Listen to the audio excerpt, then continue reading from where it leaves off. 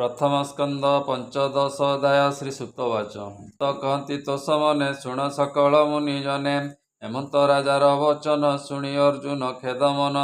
जेते कहले धर्मसुत शकुन देखि विपरीत न वियोगे खेद मन स्वभावे शोकित बदन तेज प्रताप दूरे गला जीवन थाऊ देह मला शोके कंपई कलेवर बदने न स्फुरे उत्तर लोचने देई बेनिकर शोक सहरी वीरवर शोके क्षीण जे कलेवर वाक्य न स्फुरे शोकवर सखा सदृश नंदबला सारथी पणे रथे थिला यादि जेते कृष्ण गुण सुमरी कांदे पुण पुण राजांकु चाहि मन खेदे कहि शोक गद गदे। अर्जुन वाच ए संदेश शुण नरनाथ कृष्ण मु होइली वंचित मोर जीवन बंधु हरि तार विजोगे हत सिरी विषय शरीर मोर देख प्रत्यक्ष नुपवर जेतेक प्रताप मोर देवदानवे अगोचर तेजसे कृष्ण संगे गला जीवन थाऊ देह मला तार वियोगे क्षण मात्रे शोक पूरित निज गात्रे जेते अप्रिय दर्शन देखि कुंठित मो जीवन मरण काले प्राणी जेने संभ्रमे कुंठित वचने ଯାହାର ପାଦେ ଆଶ୍ରୟ କରି ନିଜ ଗାଣ୍ଡିବ କରେ ଧରି ଏ ଦ୍ରୁପଦ ଗୃହେ ରାଜା ମେଳେ ବିବାଦ ସ୍ୱୟଂବର କାଳେ ଯେତେ ମିଳିଲେ ରାଜପୁତ୍ରେ କନ୍ୟା ଓ ଲୋଭନେ ଲୋଭ ଚିତେ ଏ କନ୍ୟା ଲୋଭିବା କାଳେ ଗୋଳ ଯେସନେ ସମୁଦ୍ର ଉଲ୍ଲଳ ହେଳେ ତାଙ୍କ ତେଜ ହରି ଲାଖ ବିନ୍ଧି ମୁଁ ନେଲି ନାରୀ ପଶୁ ମାରଣେ ଯାର ସଙ୍ଗେ ଖାଣ୍ଡବ ବନେ କ୍ରୀଡ଼ା ରଙ୍ଗେ ସେବନ ଅଗ୍ନି ମୁଖେ ଦେଇ ଲୋଭିଲି ମାୟା ସଭା ମୁଇଁ ଅମର ଗଣ ତୁଲେ ପୁଣି କିଞ୍ଚିତେ ଇନ୍ଦ୍ର ତେଜ ଜିଣି ହେମନ୍ତ ମିତ୍ର ହରିଭଣି ଜହିଁ ଅଶେଷ ନୃପମଣି ତୋହର ଯଜ୍ଞ କାଳେ ମିଳି ତୋପାଦେ କଲେନି ଉଛାଳି ଯାହାର ତୁଲେ ବେନି ଭାଇ ଛଦ୍ରମେ ବିପ୍ର ରୂପ ହୋଇ ଜରାକୁ ବାହୁ ବଳେ ଜିଣି ରାଜାଙ୍କୁ ବନ୍ଦୀ ଘରୁ ଆଣି ତୋହର ଯଜ୍ଞ ସ୍ନାନ କାଳେ ଦ୍ରୌପଦୀ ଦେଖି ତୋର କୋଳେ ସ୍ୱଭାବେ ନାରୀ ଶିରୋମଣି କବରୀ ବେଶେ ଜନ ଜିଣି କପଟ ପାଶା କରିବା ଦେ କୌରବେ ତୋତେ ସଭା ମଧ୍ୟେ ଏ ଜିଣି ପାଞ୍ଚାଳି କେଶ ଧରି ବିଭତ୍ସ ସଭା ମଧ୍ୟେ କରି ଭये ପାଞ୍ଚାଳି ସୁମରିଲା ସେବେଳେ ଶ୍ରୀକୃଷ୍ଣ ରଖିଲା ପୁଣି ଅଜ୍ଞାତ ବନବାସେ ଦୁର୍ବାସା ଋଷିଙ୍କୁ ବିଶ୍ୱାସେ ଭୋଜନ ଅନ୍ତେ ରକ୍ଷାର୍ଥେ ଅୟୁତେ ବିପ୍ର ଘେନି ସାଥେ ଏ ଭୁଞ୍ଜିବା ପାଇଁ ସ୍ନାନ କରି ତା ଜାଣି ପ୍ରଭୁ ନର ହରି ଅତିଥି ରୂପେ ବିଜେ କଲା ଶେଷେ ଯେ ଶାକ ଅନ୍ନ ଥିଲା ଏ କର ପ୍ରସାରି ତାହା ଖାଇ ମୁନିଙ୍କ ମନ ମଧ୍ୟେ ଥାଇ ସନ୍ତୋଷ କଲା ମନ ମଧ୍ୟେ ତକ୍ଷଣେ ବ୍ରାହ୍ମଣ ଆନନ୍ଦେ ଏ ସନ୍ତୋଷେ ନିଜ ପୁରେ ଗଲେ ସେ ଦୁଃଖୁ ସେ ରଖିଲେ ବଲେ ବିସ୍ମାଦି ଥିଲେ ଯେତେ ବୀର ଶୁଣ ରାଜନ ମନ ସ୍ଥିର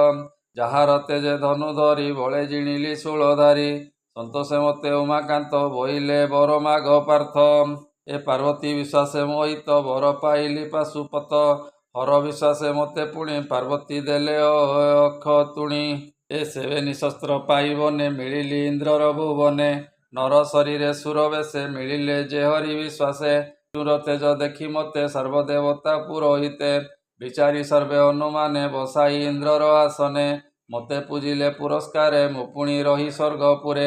ସର୍ବଦେବତାଙ୍କ ବିଶ୍ୱାସ ଅସୁର ବଳ କଲି ନାଶ ଇନ୍ଦ୍ର ସହିତେ ଯୁଦ୍ଧ ଭାବେ ମତେ ଯେ ପୂଜିଲେ ଗୌରବେ ଯାହାର ଏତେ ପୁରସ୍କାର ସେ ହରି ମତେ କଲେ ଦୂର ଯେତେ ଗୋବିନ୍ଦ ବନ୍ଧୁ ଗଣେ କୁରୁ ସାଗର ଘୋର ରଣେ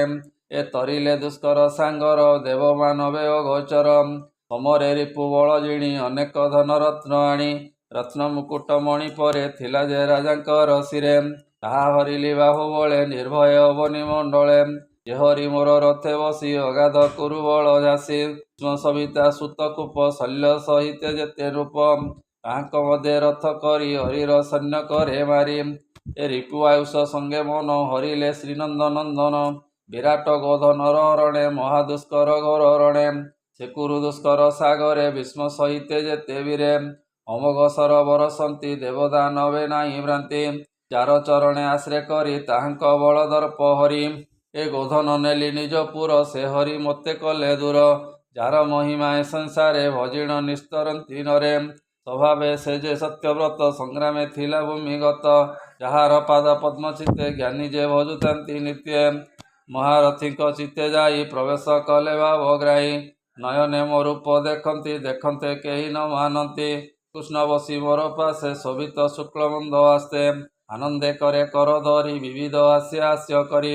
ପାର୍ଥ ହେ ଅର୍ଜୁନ ସଖେ କୁରୁ ନନ୍ଦନ ମନ ଦୁଃଖେ ତାହାର ଗୁଣ କର୍ମ ଯେତେ କହନ୍ତି ମୋହର ଅଗ୍ରତେ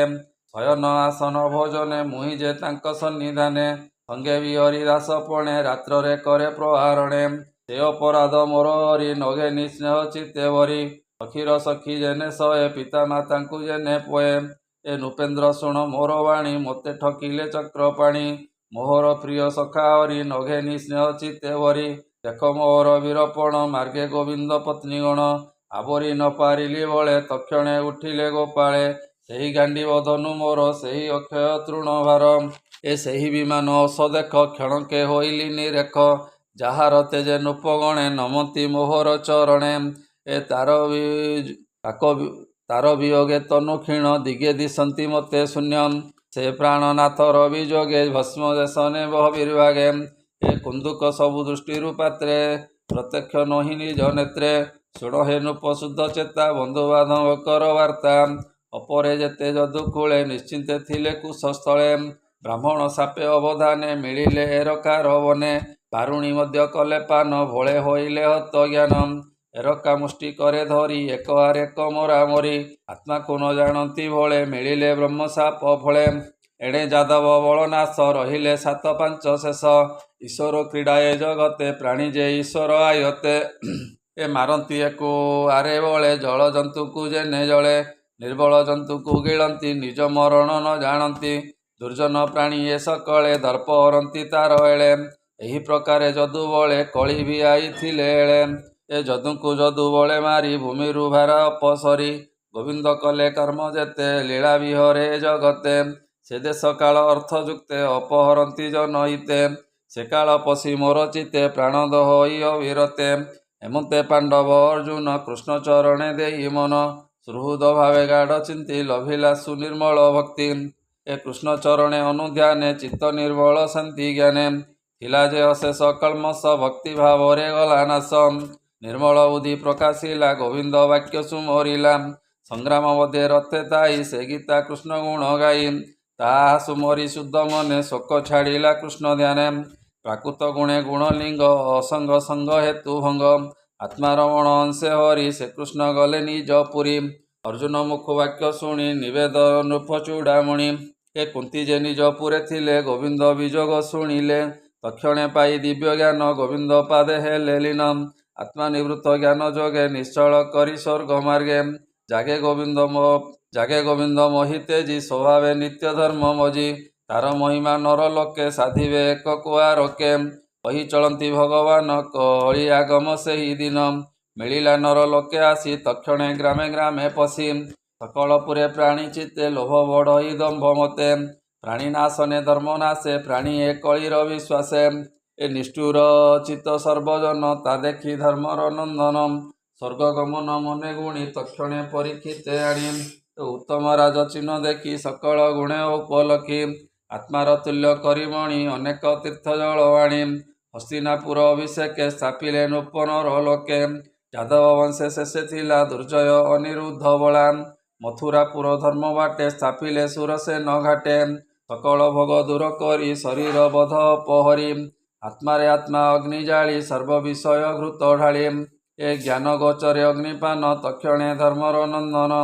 ସର୍ବସମ୍ପଦ ଦୂର କରି ନିର୍ମଳ ଚିତ୍ତ ଧ୍ୟାନେ ଧରି ଅଶେଷ କର୍ମ ପାଶ ଛେଦି ତୋଷେ ଶରୀର ରନ୍ଧ୍ର ରୁନ୍ଧି ଏ ମନ ବଚନ ଲୀନ କରି ବାୟୁ ଧାରଣେ ପୁଣି ଧରି ଅଜ୍ଞାନ ଉତ୍ସର୍ଗ ସହିତେ କୁଣ୍ଠିତ ମାର୍ଗେ ଅନ୍ତର୍ଗତେ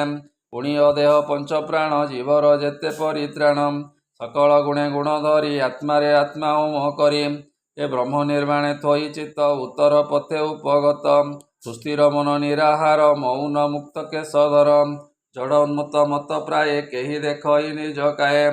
ଜନବଦନକୁ ନ ଚାହିଁ ଅନ୍ଧ ବଧିର ପ୍ରାୟ ହୋଇ ଏ ହୃଦେ ନିବେଶିବେନି ପାଣି ଉତ୍ତର ଦିଗେ ନୃପମଣି ପୂର୍ବେ ଅଶେଷ ମୁନି ଜାନ୍ତେ ମୁଖ୍ୟ ହୋଇଲେ ଯେଉଁ ପଥେ ପରମ ବ୍ରହ୍ମ ଚିନ୍ତା କରି ପ୍ରସ୍ଥାନ ସ୍ୱର୍ଗ ପଥ ଏରି ପଥେ ଚଳନ୍ତି ଚାରି ଭାଇ ରାଜାର ଅନୁରୂପ ହୋଇ ପ୍ରଜାକୁ କରି ଆଲିଙ୍ଗନ ହରସ କରି ସର୍ବଜନ ସେ ସାଧୁ ଶାନ୍ତ ସତ୍ୟ ଗୁଣୀ ଆତ୍ମାର ଅନ୍ତର୍ଗତେ ଜାଣି ମନ ନିବେଶୀ କୃଷ୍ଣ ପାଦେ କୃଷ୍ଣର ଭକ୍ତି ଅପ୍ରମାଦେ ନିର୍ମଳ ଚିତ୍ତ ତାହାଙ୍କର ଗୋବିନ୍ଦ ପାଦେ କରି ସାର କୃଷ୍ଣ ଚରଣେ ଚିତ୍ତ ଦେଇ ପରମ ଗତି ସେ ଲଭିଲେ ବିଦୁର ଥିଲେ ବନବାସେ ପ୍ରଭାସ ତୀର୍ଥେ ମୁଖ୍ୟ ଆସେ ଗୋବିନ୍ଦ ଚରଣେ ନିଶ୍ଚଳେ ପ୍ରାଣ ଛାଡ଼ିଲେ ଯୋଗ ବଳେ। ପିତୃଗଣଙ୍କ ମଧ୍ୟରେ ମିଶି ନକ୍ଷତ୍ର ମଧ୍ୟ ଜେନେ ଶଶୀ। ନିଜ ଭୁବନେ ବିଜେ କଲେ ବ୍ରାହ୍ମଣ ସାପୁ ନିସ୍ତରିଲେ। ତକ୍ଷଣେ ଦ୍ରୁପଦ କୁମାରୀ ଭର୍ତ୍ତାର ପଥେ ଅନୁସରି। ଗୋବିନ୍ଦେ ଦେଇ ପଞ୍ଚପ୍ରାଣ ପଥରେ ଛାଡ଼ିଲା ଜୀବନ। କହନ୍ତି ସୁତ ଶୁଦ୍ଧ ଚିତ୍ତେ ସର୍ବମୁନିଙ୍କ ମଧ୍ୟ ଗତେ। ସୁତବାଚ ଏବେ ଶୁଣ ବିପ୍ରଜନେ କୃଷ୍ଣ ମହିମା ଶୁଦ୍ଧ ମନେ। ଗୋବିନ୍ଦ ଚରଣ କମଳେ ପଣ୍ଡୁ କୁମାର ଭାବ ବଳେ। ସଂସାର ମାୟା ଦୂର କଲେ ଜଗତ ଜନ ନିସ୍ତାରିଲେ। ପରମ ମଙ୍ଗଳ ଏ ବାଣୀ ଯେ ପ୍ରାଣୀ ଶୁଦ୍ଧ ଚିତ୍ତେ ଶୁଣି। ଯେ ଭକ୍ତି ଲଭେ ଅପ୍ରମାଦେ ଅନ୍ତେ ପଶଇ କୃଷ୍ଣ ପାଦେ। ଏ କୃଷ୍ଣ ମହିମା ସୁଧାରସ କହଇ ଜଗନ୍ନାଥ ଦାସ। ଶ୍ରୀମଦ୍ଭାଗବତେ ମହାପୁରାଣେ ପାରମହଂସ୍ୟାଂ ସହିତାଂ ବୟାସିକ୍ୟାଂ ପ୍ରଥମ ସ୍କନ୍ଧେ ପାଣ୍ଡବ ହିମାଚଳ ଗମନେ नाम 15 अध्याय। बोल आनंदे कवार हरि हरि बोल।